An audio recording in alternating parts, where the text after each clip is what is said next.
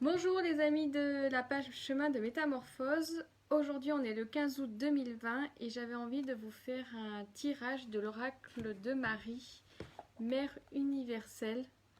Voilà, l'oracle est d'Alana Fairchild avec des illustrations de Shiloh Sophia McLeod. Voilà. C'est un oracle très réconfortant dans les moments difficiles. Il m'a beaucoup accompagné quand on est à la dose maximum, on va dire, des difficultés et où c'est le moment de lâcher prise et qu'on ne sait même plus comment faire pour lâcher prise. Voilà, quand on nous dit lâcher prise, des fois on dit oui, mais voilà, j'y arrive pas. Et je trouve que cet oracle voilà, aide beaucoup à se sentir entouré, accompagné. Après, il a une connotation effectivement religieuse, mais voilà, chacun après il met le sens qu'il veut. Voilà, ça peut être voilà la mère universelle, ce côté inconditionnel pour se sentir voilà pleinement accueilli. Voilà, c'était ce terme que je cherchais. Donc je vous invite à vous positionner dans votre cœur, à prendre une grande inspiration, une grande expiration. Et je vais vous proposer de choisir une carte, la carte numéro 1, la carte numéro 2 ou la carte numéro 3. Je vais tirer 3 cartes et puis je vais vous lire je vais vous transmettre ma perception de la carte et puis je vous lirai le petit texte pour chaque carte. Voilà, donc je vous invite à choisir la carte 1, 2, 3. Alors, carte 1.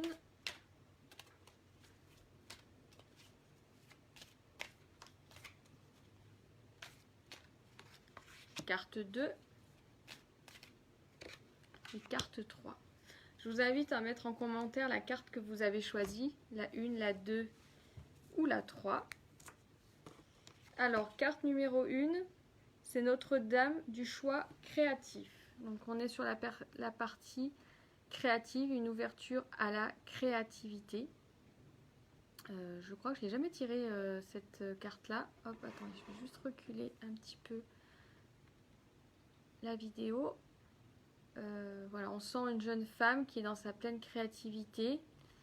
C'est Rose aussi qui l'accompagne au niveau de sa chevelure.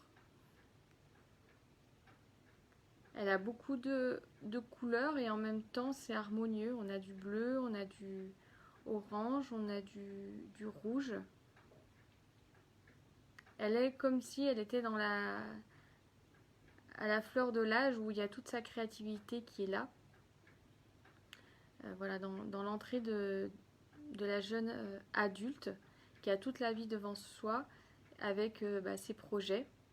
La créativité, c'est tous les projets qu'on peut mettre en place dans notre vie. Voilà, la vie de famille, la vie professionnelle, la vie personnelle, le logement, les projets créatifs, artistiques aussi qu'on peut avoir. Voilà, donc les personnes qui ont choisi cette carte numéro 1, c'est vraiment le message, c'est la créativité. Je vais vous lire le début du texte. Si vous êtes intéressé, je vous mettrai le reste du texte en photo, en commentaire. Donc si vous avez envie de transmettre la carte en commentaire que vous avez choisie, je vous mettrai la photo du texte. Donc Notre-Dame du choix créatif. Mon pouvoir est en toi et tu es libre au-delà de tes rêves les plus fous. Sais-tu que tu n'es plus esclave de rien ni de personne. Tu es un être divin. Par le pouvoir du choix créatif, tu peux créer des mondes, mon bien-aimé. Même le plus petit des choix contient une grande force créative. Ne rejette pas ton pouvoir, mon enfant. Choisis de me faire confiance, de vivre le cœur ouvert et vulnérable, et de laisser ma grâce s'écouler à travers toi comme de merveilleuses ondes de lumière. Choisis bien avec sagesse et créativité. Ne crains pas pour autant ton pouvoir, car le meilleur choix que tu puisses faire est de tirer des leçons de toutes les expériences.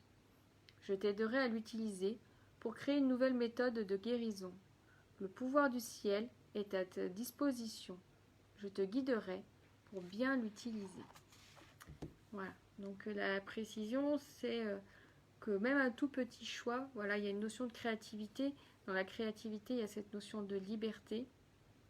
Et plus on se sent libre par nos actes, nos façons de penser et d'agir, et plus on est dans un chemin de guérison. Et d'où le nom de cette page que voilà, on a créé avec Monique, le chemin de métamorphose, pouvoir créer sa propre métamorphose et se sentir libre et pouvoir avancer sur ses rêves.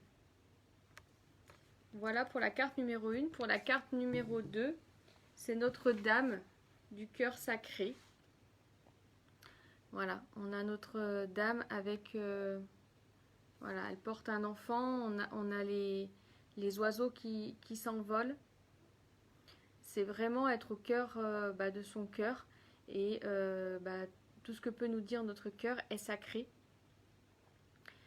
C'est lui qui a les messages pour nous, ce qui est juste pour nous, pour traverser les épreuves, pour accéder à ses rêves, pour persévérer aussi quand on doute, qu'on ne sait plus si on fait le bon choix. Notre cœur, il sait. Et c'est aussi lui qui nous entoure et nous accompagne de ses messages, comme peut le faire cet oracle. Il me semble que cet oracle, on l'avait tiré lors d'un live. Je ne me souviens plus si c'était sur le live de la mer.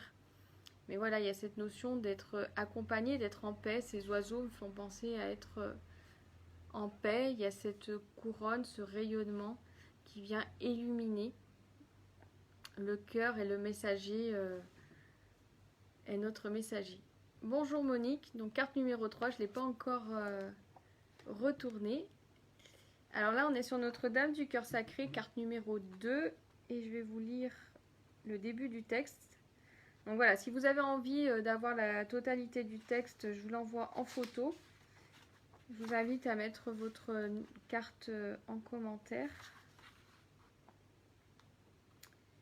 Alors, c'est la carte 1 du jeu, pour précision. Notre-Dame du cœur sacré, tu es mon enfant, je suis ta mère.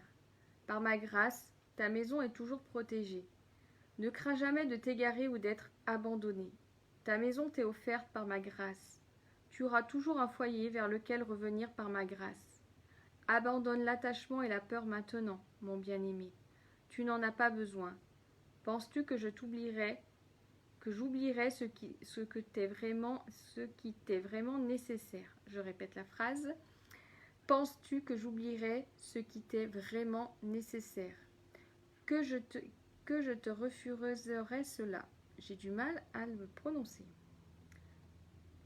Toi qui, en tout temps, as fait partie de moi et qui es mon enfant, sous mes soins et ma protection. Abandonne toutes ces craintes maintenant et adresse-moi tes prières, je t'aiderai. Voilà, donc il y a cette notion de ne pas être abandonné. Donc après, vous y mettez les termes pour ce que vous avez envie. Mais en tout cas, voilà, si c'est l'univers, si c'est pour vous Dieu, si c'est Marie, si c'est voilà, la personne que vous priez, que ce soit dans le terme propre ou figuré, voilà, il y a tout un tas de sortes de faire des prières. Ça peut être des simples demandes. Sur cette carte-là, on vous dit que vous n'êtes pas oublié, vous n'êtes pas abandonné. Il y a bien quelqu'un qui vous guide, vous avez des guides. Et pour moi, ce que je traduis, c'est que ces guides, ils vous transmettent les messages par le cœur. En vous connectant à votre cœur, vous savez, le cœur sait. Voilà. Et en cas de doute, voilà, on lève les doutes, les craintes, et on se repositionne dans le cœur. Voilà. Donc Monique, elle nous dit... Oui, c'est le jour de l'Assomption de Marie, c'est pour ça, voilà, tu m'avais proposé de faire un tirage, donc du coup je le fais en live pour que tout le monde puisse y participer. Alors, carte numéro 3, alors là, ça va plaire à Monique. Notre-Dame de la Promesse, c'est aussi une carte, je crois que je n'ai jamais tirée. C'est quand même toujours spécial d'utiliser un oracle depuis très longtemps et de voir qu'il y a des cartes que l'on n'a jamais tirées, voilà. Soit des cartes qui reviennent constamment, même quand on les tire régulièrement, c'est toujours les mêmes cartes. Et voilà, d'avoir une carte différente quand on utilise un oracle, c'est toujours pour moi un moment de se dire, ah oui, il y a une autre énergie qui arrive. Donc Notre-Dame de la Promesse, voilà, elle a le cœur sur un peu le chakra de la gorge, entre le chakra du cœur et le chakra de la gorge. On a ce bleu, voilà, on sent que, voilà, moi ça me fait penser à la prière, quoi, que la prière est bientôt, voilà, elle a été réceptionnée, elle est en train de redescendre par des messages, que c'est en train d'arriver, il y a encore un peu de temps à patienter.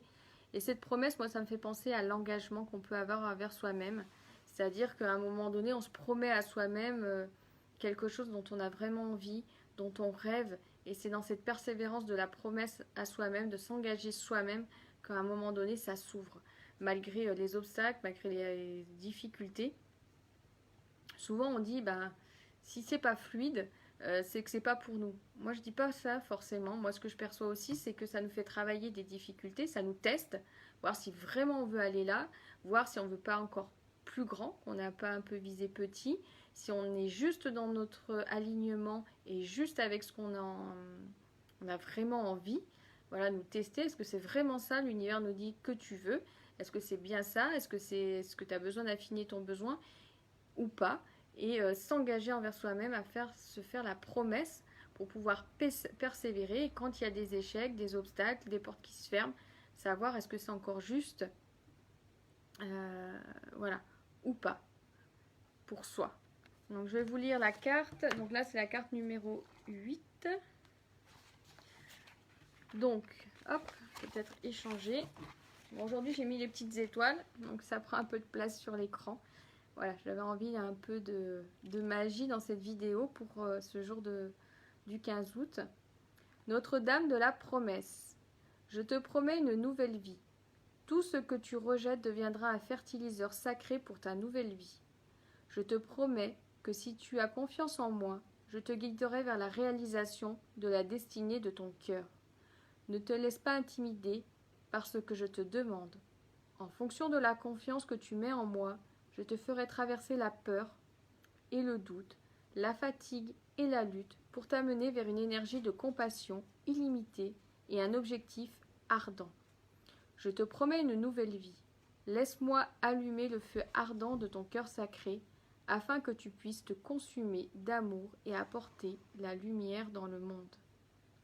Donc voilà, cette carte, c'est ce qu'elle dit, c'est ce que je pouvais vous transmettre tout à l'heure et par rapport à ma perception. C'est voilà, quand on se promet, qu'on s'engage sur ses rêves, sur ses désirs profonds, tout n'est pas forcément fluide. On passe des étapes, on passe des peurs, on passe des doutes. Ça nous remet en question puisqu'on sort de nos habitudes, on va vers l'inconnu. L'univers nous teste pour savoir voilà, si on a vraiment confiance, si on est assez, on va dire, fort, si on est dans sa puissance, si on est aligné pour pouvoir traverser ce chemin-là. Et finalement, lorsque voilà, ce qu'on avait rêvé, ce qu'on avait envie arrive, c'est juste la récolte de tout le chemin qu'on a pu faire, toutes les graines qu'on a semées, tout ce qu'on a travaillé, tout ce qu'on a pu affirmer en soi. Voilà.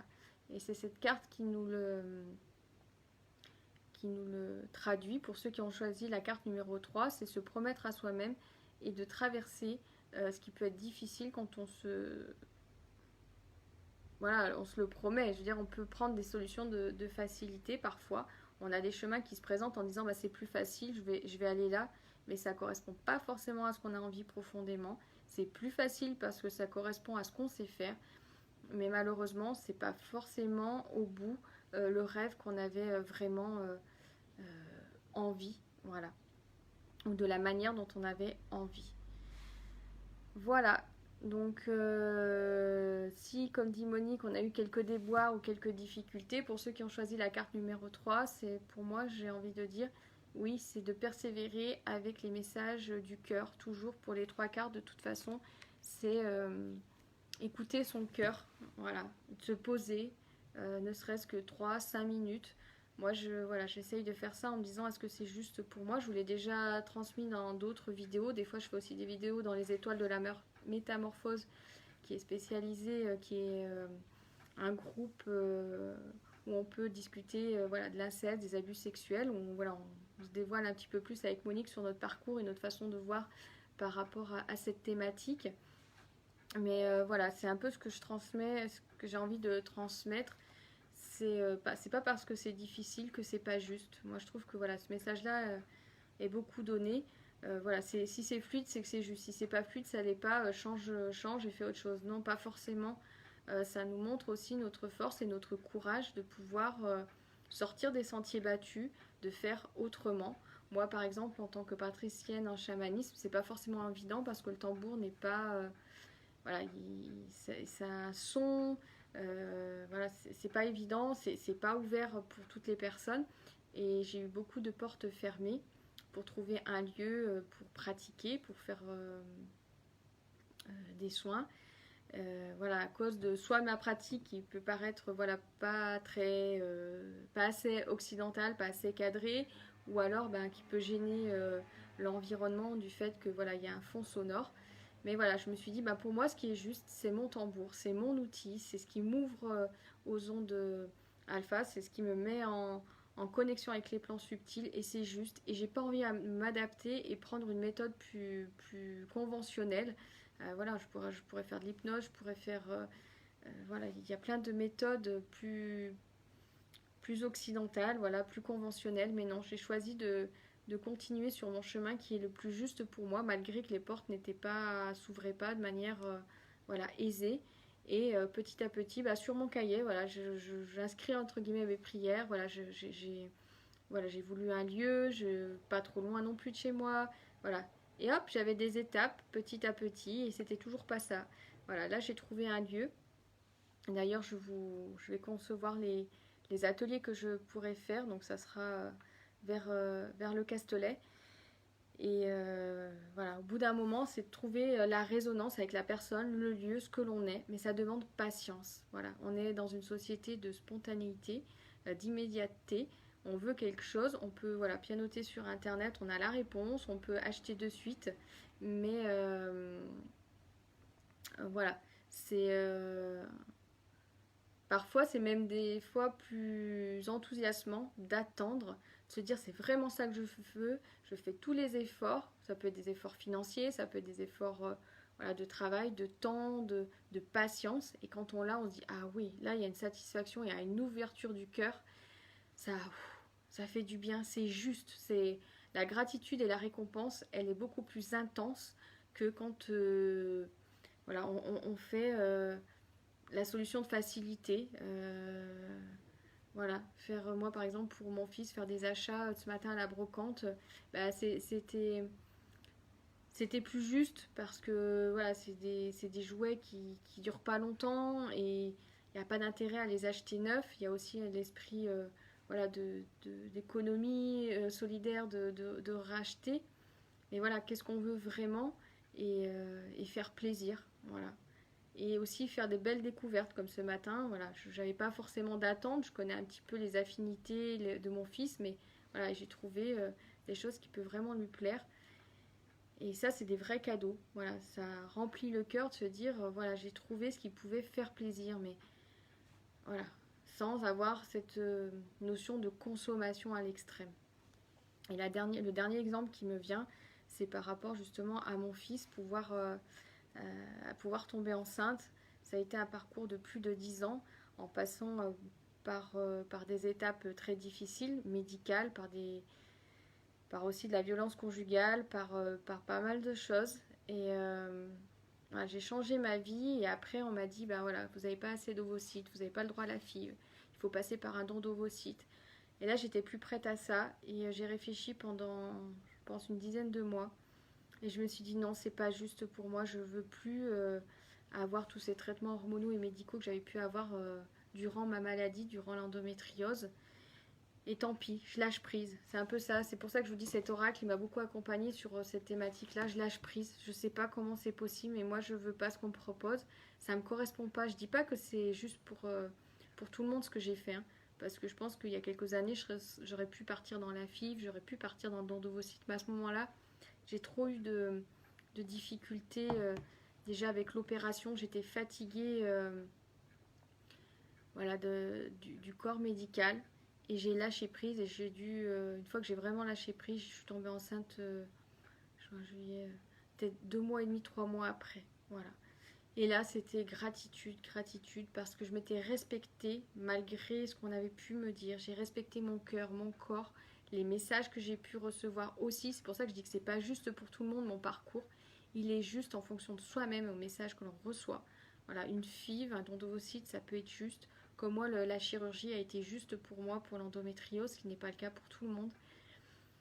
Ça peut être juste une chirurgie pour l'endométriose, mais ça dépend du chirurgien aussi. Voilà, c'est vraiment à chacun de sentir à l'intérieur de soi.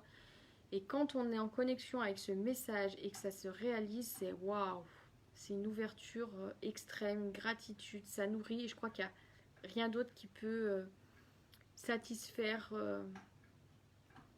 voilà, le corps, l'esprit, cet alignement qu'on peut recevoir quand on en récolte les fruits. Voilà, bon, j'ai rallongé la vidéo. Voilà, j'avais juste l'idée de vous faire le partage du tirage de l'oracle de Marie, mais voilà, j'ai dérivé sur un bout de mon expérience et sur tout ce que je peux aussi transmettre. Ça me fait plaisir aussi de le poser là. Ça s'aligne aussi à l'intérieur de moi. Voilà, de vraiment communiquer, de poser les choses avec le cœur. Et de m'engager aussi envers moi-même avec ce que je peux partager, avec comment je vis les choses. Ça n'empêche pas des explosions émotionnelles parfois qui me bousculent et qui me remettent en question et en cause. Et ça fait partie aussi d'être vivant, de vivre avec ses émotions, quelles qu'elles soient. Voilà, je vous souhaite un bon 15 août et je vous dis à bientôt sur la page Chemin de Métamorphose. Alors je vous invite à vous abonner, comme ça vous recevez les notifications des lives.